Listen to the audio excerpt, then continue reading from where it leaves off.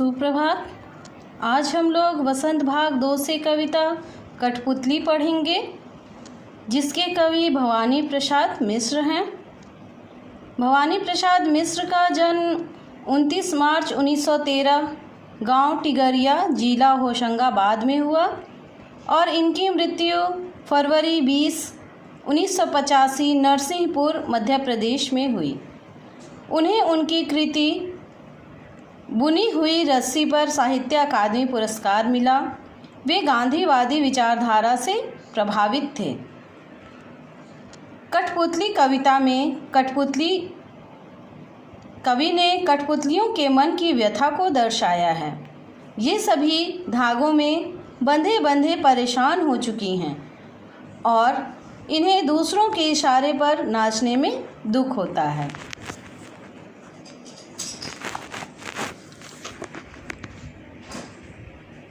इस कविता में कठपुतलियाँ स्वयं अपनी स्वतंत्रता की इच्छा को व्यक्त कर रही हैं। उनके समक्ष स्वतंत्रता को साकार बनाने वाली चुनौतियाँ हैं। धागे में बंधी हुई कठपुतलियाँ पराधीन हैं। इन्हें दूसरों के इशारे पर नाचने से दुख होता है।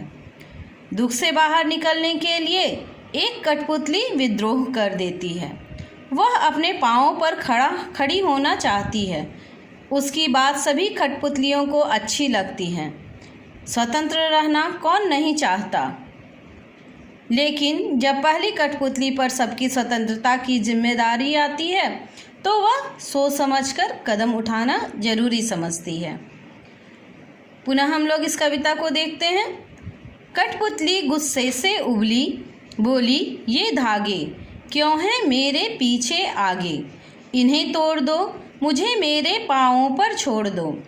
सुनकर बोली और कठपुतलियाँ कि हाँ, बहुत दिन हुए हमें अपने मन के छंद छुए। मगर पहली कठपुतली सोचने लगी, ये कैसी इच्छा मेरे मन में जगी।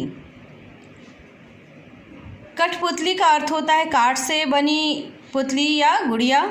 गुस्से से उबलना, इसका अर्थ होता है क्रोध आना। पाँव पर छोड़ दो अर्थात आत्मनिर्भर होने दो। तो कवि कहते हैं कि धागों में बंधी कठपुतली को अपनी परतंत्रता पर गुस्सा आता है। उसे दूसरों के इशारों पर नाचने से दुख होता है। वह कहती है कि उसके आगे पीछे धागे क्यों बंधे हैं। वह इन्हें तोड़ देने का आग्रह करती है और अपने पैरों पर खड़ा होना चाहती है। आगे सुनकर बोली और कठपुतलियाँ कि हाँ, बहुत दिन हुए हमें अपने मन के छंद छुए। मगर पहली कठपुतली सोचने लगी, ये कैसी इच्छा मेरे मन में जगी। और का अर्थ होता है दूसरी, मन के छंद छूना, मन की पुकार, इच्छा, चाहत। तो जब एक कठपुतली ने स्वतंत्र होने की बात कही तो सभी कठपुतलियों के मन में यह विचारधारा उमड़ जाती है कि बहुत समय बीत गया, अपने मन से कुछ नहीं किया, वे सभी स्वतंत्र होना चाहती हैं। यह सब सोचकर तो अच्छा लगता है, परंतु पहली कठपुतली पर जब सबकी स्वतंत्रता की जिम्मेदारी आती है तो वह सोच में डूब जाती है कि क्या स्वतंत्र होना उचित होगा, क्या हम ऐसा करने पर खुशी से रह पाएंगी, क्या मनचाहा जीवन जी सकेंगी। वह सबकी जिम्मेदारी अपनी समझती है, इसलिए वह सोच समझकर कदम उठाना जरूरी समझती है।